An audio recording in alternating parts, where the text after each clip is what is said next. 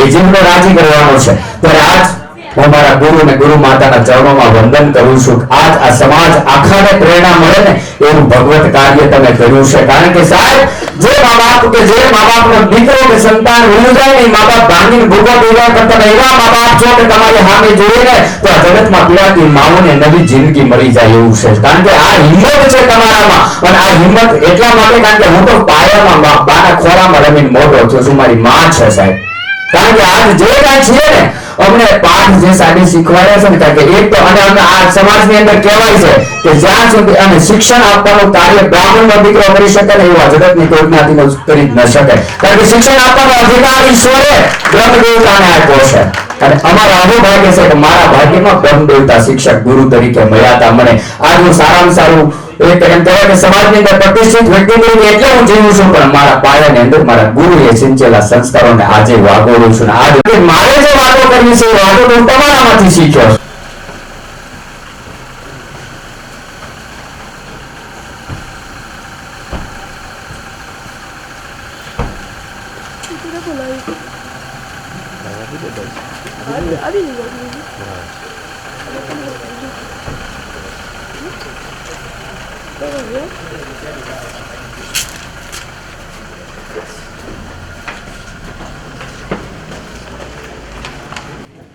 ભાગવતાચાર્ય જિગ્નેશ દાદાના શ્રી ચરણોમાં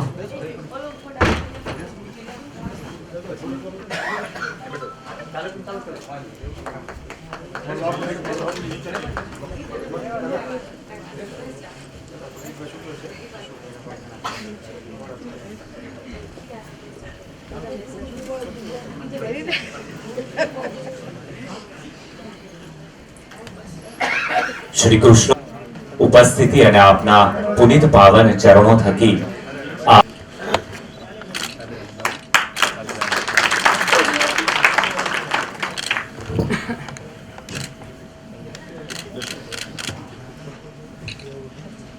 આપની ઉપસ્થિતિ એ આ શુક્લ પરિવાર માટે હરમેશનું યાદગાર નજરાણું પણ બની રહેશે। આપની આ પાવન ઉપસ્થિતિ થકી જે પ્રસંગ અહીં અત્યારે આરંભ્યો છે જે શુભ પ્રેરક બળ આપની ઉપસ્થિતિ પૂરી પાડી રહી છે તેમાં નિસંદેહ વાત નથી। અત્રે આ કાર્યક્રમને આગળ ધપાવવો છે પરંતુ સાથે જ અત્યારે અત્રે અહીં જે કલાવૃંદ છેલ્લા એકાદ કલાકથી જે ભજન સંધ્યાના માધ્યમથી શ્રદ્ધા સુમન અર્પણ કરી રહ્યો છે તેમનું પણ એક સ્વાગત અભિવાદન કરવા માંગે છે તો એ ધુરાને પણ અમે આગળ વધારવા માંગીએ છીએ।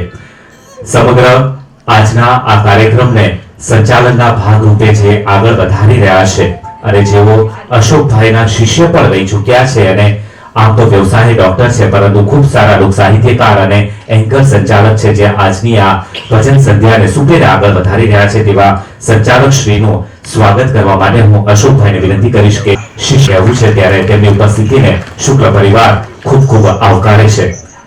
શિવ અને કૃષ્ણ અને રામને યાદ કરી જેમના સુરીલા કંઠે આપણે ભજનના રંગે બનનભાઈને વિનંતી કરીશ કે તેઓ અહીં આવશે અને તબલા પર સંગત આપી રહેલા જનક બાપુ ગોંડલિયાનું તેઓ સન્માન કરશે।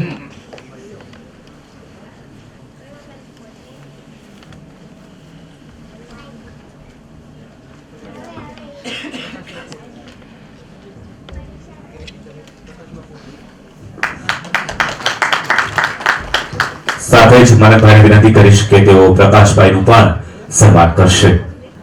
તબલા ઉપર સાથે સંગત આપી રહ્યા છે।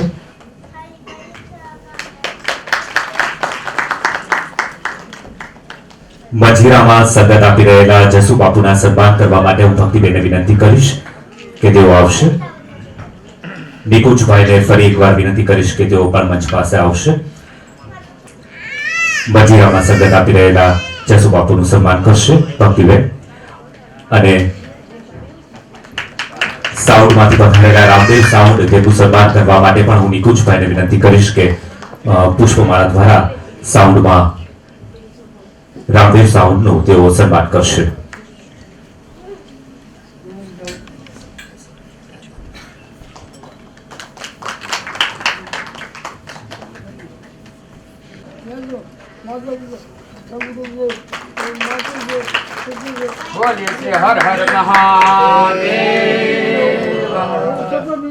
બારના અશોકભાઈ શુક્લાને જે એક શુભ વિચાર આવ્યો છે, શુભ સંકલ્પ તેમણે સમાજની સન્મુખ મૂક્યો છે અને આ શુભ સંકલ્પ એટલે સ્વર્ગસ્થ કશ્યપના સ્મૃતિમાં તેઓ એક ગૌશાળાનું નિર્માણ કરવા માંગે છે અને આવો શુભ સંકલ્પ આજે તેમણે સમાજની સન્મુખ મૂક્યો છે અને માત્ર આ સંકલ્પ મૂક્યો છે એટલું જ નથી, એ માટેની ગતિવિધિની પણ તેમણે શરૂઆત કરી દીધી છે અને આજના દિને જ તેની શુભ શરૂઆત થઈ છે। ત્યારે આજના આ દિને તેમના તરફથી રૂપિયા સાથ અને સહકાર થકી, સ્નેહોના સહકાર થકી આ શુભ કર્મને તેઓ આગળ વધારશે તેવો તેમણે નિર્ધાર કર્યો છે।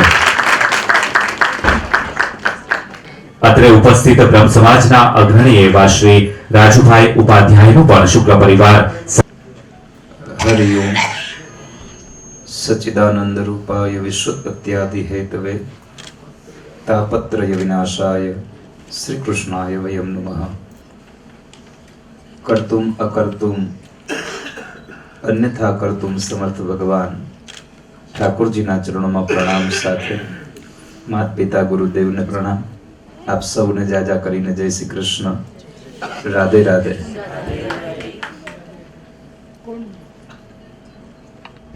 स्वर्गस्थ કશ્યપભાઈની આ દિવ્ય સ્મૃતિમાં અશોકભાઈ અને એમનો સંપૂર્ણ પરિવાર જ્યારે એક સદસંકલ્પ લઈને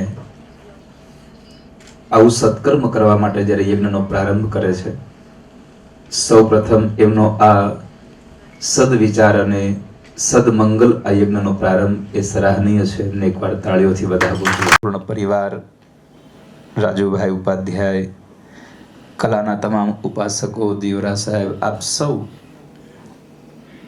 કાર્યક્રમો ખૂબ થતા હોય છે પણ કાર્યક્રમનું માધ્યમ શું છે એ બહુ મહત્વનું હોય છે। આજનો આ પ્રસંગ એક તરફે જોવા જઈએ તો એક એવી ચેતનાની સ્મૃતિમાં છે કે જે આ પરિવારનું વૃદ્ધાવસ્થાના સમયે જેની લાકડી હતું, પણ ભગવાનને જે કઈ જગ્યા નથી મોટી તો ગાય કેમ રાખવી, તો ગૌશાળાઓમાં પણ એક એક ગાય દત્તક લઈને પણ વર્ષે એક માણસ એક ગાયની સેવા કરવો જોઈએ। કદાચ આપણે ધનથી સેવા નથી પહોંચી શકતા તો મહિનામાં એકાદ બે વખત પણ જ્યાં નજીકમાં ગૌશાળા હોય ત્યાં ગૌશાળામાં જઈને પણ ગાયોની સેવા કરવી જોઈએ। ગાવો વિશ્વસ્ય માતરઃ, ગાયને વિશ્વની માં કહી છે। આપણે બધાને ભગવાનને પ્રાર્થના કરીએ કે એ ગાય માતાના ગૌશાળાનો એક આ સેવાનો યજ્ઞ જે આજથી પ્રારંભ થયો છે તો એ યજ્ઞ ખૂબ સાર્થક થાય અને યજ્ઞમાં આપણી બધાની યત્કિંચિત આહુતિ પણ પડવી જોઈએ। મારી પાસે જ્યારે સુખભાઈ આવ્યા અને પરિવાર સાથે હતા બધા, મેં મારા એક માધ્યમથી કહ્યું કે દાદા હવે તમે એક કામ કરો, તમને ગૌ સેવાનું આટલું લાગ્યું છે, હું સમજી શકું છું કે આપની ઉપર એક દુઃખ આવ્યું છે, પરંતુ તમે કોઈ ગૌશાળા ન બનાવો ને ગૌ સેવા કે કરવી હોય તો તમે યથોચિત જગ્યાએ ગૌ સેવા કરો, કેમ કે કાલ સવારે તમારી બનાવેલી ગૌશાળા કદાચ તમારો દેહ ન હોય, પછી જો ગાય દુખી થાય તો આપણો આત્મા દુખી થાય। પણ એમનો છતાં પણ એમનો એક એવો ભાવ હતો કે ન દાદા મારે બે ગાય તો બે ગાય, પણ મારે ગૌ સેવા એક થાય, મારા છોકરાની પાછળ એવું મારે કર્મ કરવું છે। એ માણસે મને ગમ્યું કે મેં એટલા સમજાવ્યા છતાં પણ એની પોતાની વૃદ્ધાવસ્થામાં જીવવા માટેની જે એક મૂડી હતી, એ મૂડીમાંથી કદાચ હું આજે માનું તો 50 થી 60% હિસ્સો એમણે ગૌશાળામાં આપી દીધો છે। કેતા મને આનંદ થાય છે કે આજે આ તમારા સંકલ્પથી અમે બધા કદાચ રાજી હશું નહીં હોઈએ, પણ કશ્યપનો આત્મા બહુ રાજી છે। એનું પ્રમાણ એટલા માટે, કદાચ તમને કોઈને અહીંયા બેઠા છો નહીં દેખાણું હોય, પણ જ્યારે આ યજ્ઞ પ્રારંભ થયો અને એની 11,11,111 રૂપિયાની સેવા અહીંયાથી જ્યારે જાહેર થઈ ભાઈ, કશ્યપના એ ફોટા પર એક ફૂલ નીચે ઠાકોરજી પર પડ્યું. મેં જોયું. મેં નથી જોયું. એની સેવા એ રાજી થયો એ આત્મા કે મારી પાછળ એક આવી સેવા થઈ રહી છે, તો ભગવાનને પ્રાર્થના કરીએ. તો ઠાકોરજીને કહું કે ભગવાન આપનો સંકલ્પ સિદ્ધ કરાવે. એમના એ દિવ્ય આત્માને ઠાકોરજી એમના ચરણો ધામ આપે. યત ગતવા ન નિવર્તન્તે તદ ધામ પરમમ મમ. અને આપણે અહીંયા સૌ જેટલા બેઠા છીએ એ ભગવાનને પ્રાર્થના તો કરીએ, પણ ઠાકોરજી આપણને જો સમય સારો આપ્યો હોય તો આપણે પણ આ યજ્ઞમાં યત્કિંચિત આપણી આહુતિ આપીએ. સનાતન ધર્મની સંસ્કૃતિ છે કે પડોશીના ઘરે યજ્ઞ હોય અને આપણે દર્શન કરવા જઈએ તો નાની એવી વાટકીમાં 2 ચમચી પણ ઘી લઈને જઈએ છીએ, એમાં 1 ચમચી તલ લઈને જઈએ છીએ. તો આવો યજ્ઞ જ્યારે થતો હોય, આખો યજ્ઞ આપણે ન કરી શકીએ, પણ યજ્ઞમાં એક આહુતિ આપણી પડે તો પણ એ યજ્ઞ સતત પ્રજ્વલિત રહે. અને કદાચ આ ગૌશાળાનું નિર્માણ એક દિવ્ય ચેતનાની સ્મૃતિમાં છે, તો એવું ન સમજશો કે આપણે ત્યાં સેવા કરીએ તો એને પુણ્ય મળે. એ તો જે વાવે એ જ લણવાના હોય, જેનું ખેતર હોય એની જ માલિકીનું હોય. આ તો ભગવાન આપ સૌને એવા સદવિચાર આપે કે આ સેવાના યજ્ઞમાં તમને બધાઈને જોડાવાની ઈચ્છા થાય. અને અમે તો બ્રાહ્મણના સંતાનો, અમે આપ સૌ જોવો છો કે અમે તો ગામડે ગામડે જઈને અમારી વૃત્તિ પ્રમાણે સમાજના કલ્યાણ માટે થઈને અમે પણ ભિક્ષાવૃત્તિ કરતા હોય. પણ બ્રાહ્મણનો ધર્મ છે વિદ્યા ભણવી, વિદ્યા ભણાવવી, યજ્ઞ કરવું, યજ્ઞ કરાવવો, દાન લેવું ને દાન દેવું. આ 6 કર્મ જેનામાં હોય એને બ્રાહ્મણ કહી શકાય. માત્ર જ્ઞાતિમાં બ્રાહ્મણ થવું એ બ્રાહ્મણવત નથી. કર્મથી માણસ બ્રાહ્મણ બનતો હોય છે, સંસ્કારોથી માણસ બ્રાહ્મણ બનતો હોય છે. આજે જ હું મારા ગ્રંથોને વાંચતો હતો, એમાં એક બહુ સુંદર વાક્ય લખ્યું હતું કે ગુરુ ત્યારે જ બની શકાય કે જ્યારે માણસ પોતાની જાતને ઓળખી શક્યો હોય. જે પોતાને ઓળખી ગયો હોય ને એ બીજાનો ગુરુ બની શકે. આંધળો આંધળાનો હાથ પકડીને કે હાલ હું તને સામે કિનારે લઈ દઉં, 2 કુવામાં જ પડે. તો આજે અશોકભાઈએ આજે સેવાનો યજ્ઞ કર્યો છે. એ યજ્ઞમાં તથાસ્તુ વિદ્યાપીઠ બીજું તો શું આપી શકે, પણ આ યજ્ઞમાં 11,000 રૂપિયાનો એક તુલસી પત્ર અર્પણ થયો છે.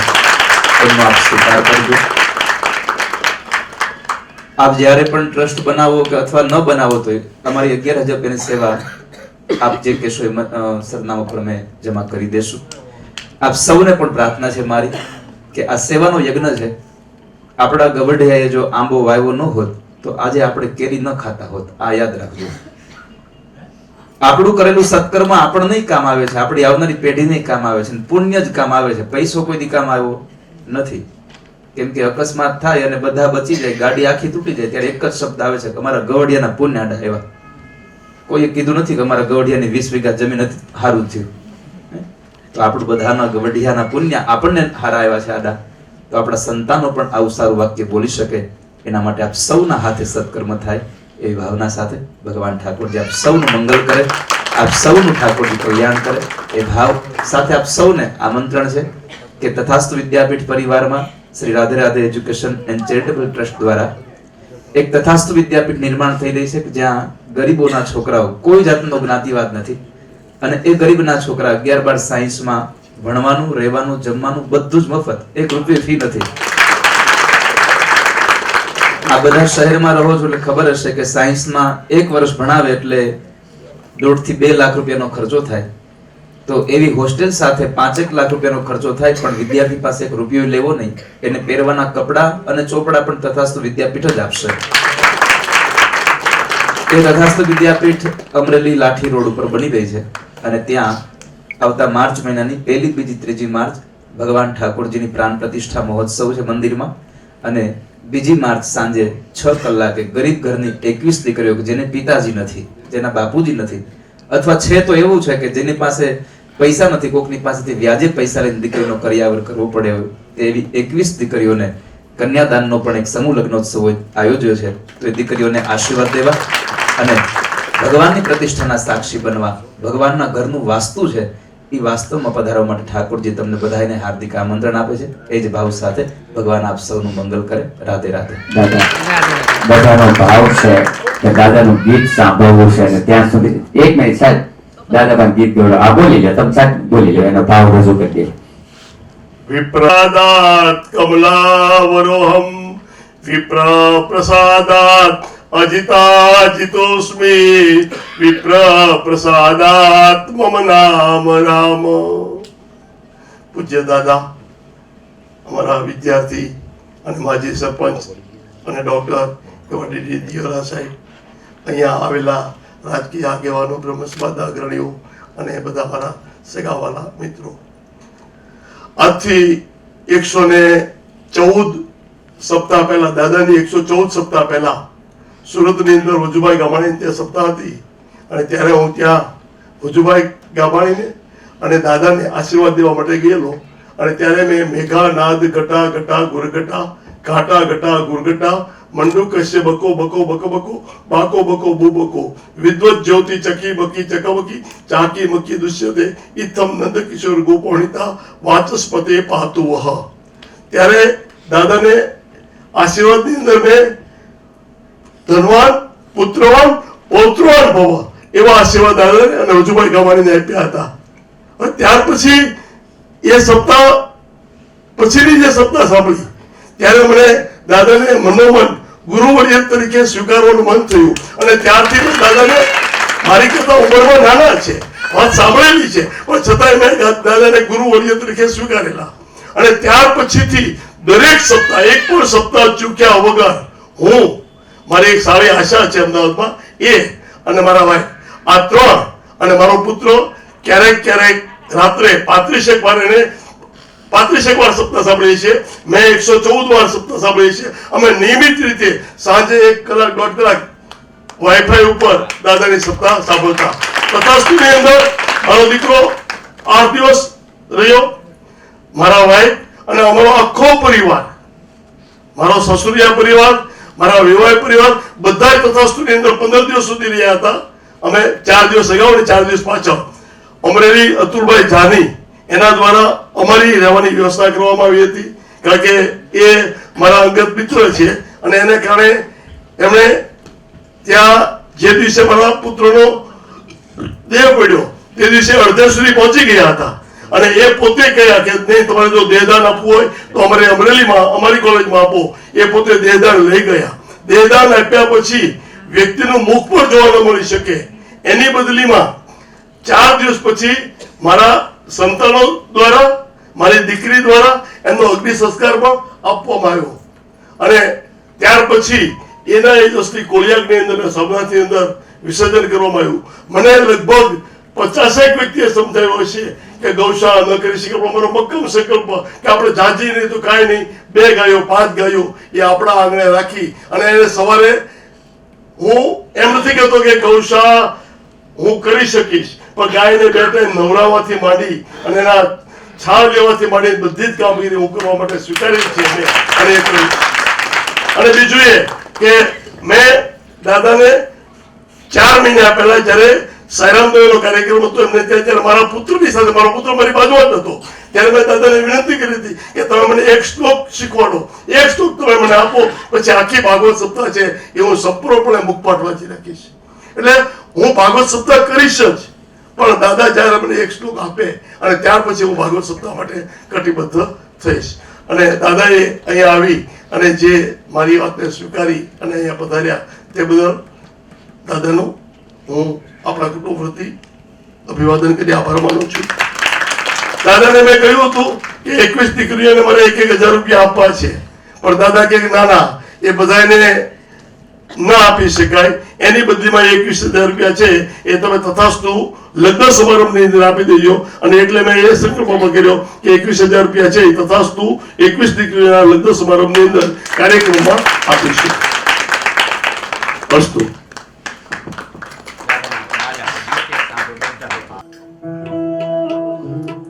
તો મારી પાસે બોલાવો એટલે હું તમને નહીં સાંભળી શકું, કારણ કે અહીંયાથી હજી એક કાર્યક્રમ જવાનો છે.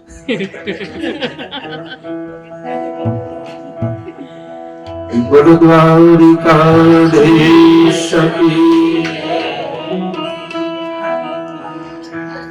દ્વારિકાનો નાથ મારો રાજા રણ છોડ છે એને મને માયા લગાડી રે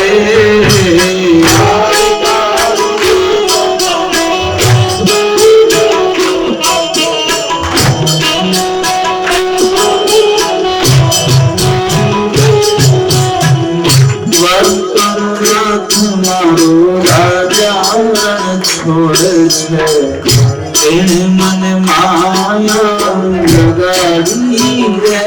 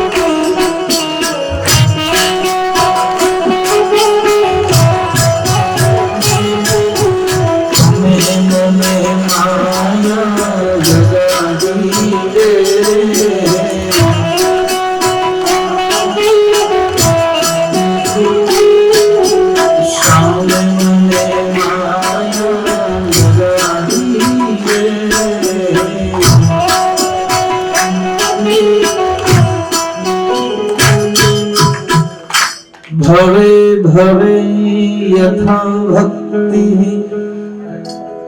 पादयोस्तव जायते तथा पुष्पदेवेश नाथस्त्वं नो यत प्रभु श्री द्वारिकाधीश की हरिओम।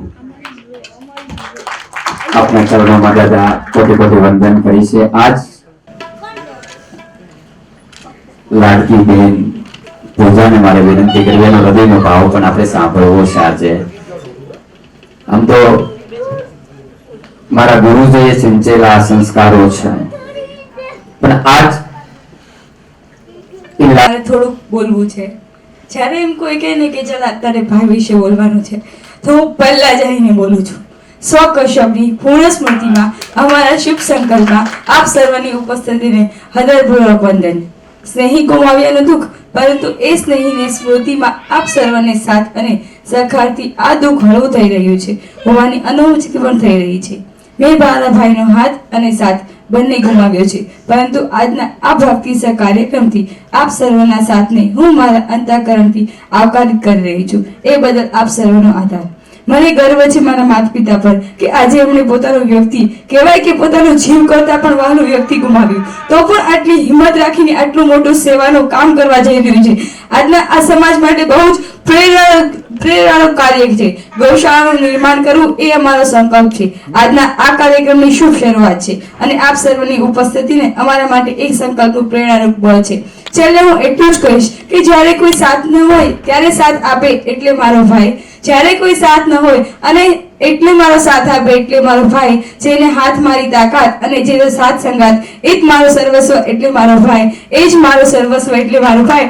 આજે હું વિનંતી કરું છું બધાને કે જેટલા અહીંયા લોકો છે એ બધા છે એનાથી 10 ગણા વધારે જ્યારે મારા ભાઈની ગૌશાળા થઈ જશે ને ત્યારે હશે. અને ત્યારે જોજો કે મારા મમ્મી અને પપ્પાએ એટલા ગર્વથી કહીશ કે જે તમે શરૂઆત કરી હતી આ પગલાંની આજે એ પૂરું થઈ રહ્યું છે. હું બધા જને વિનંતી કરું છું કે આ સહકારમાં મારા મમ્મી પપ્પાનો સાથ આપજો. Thank you.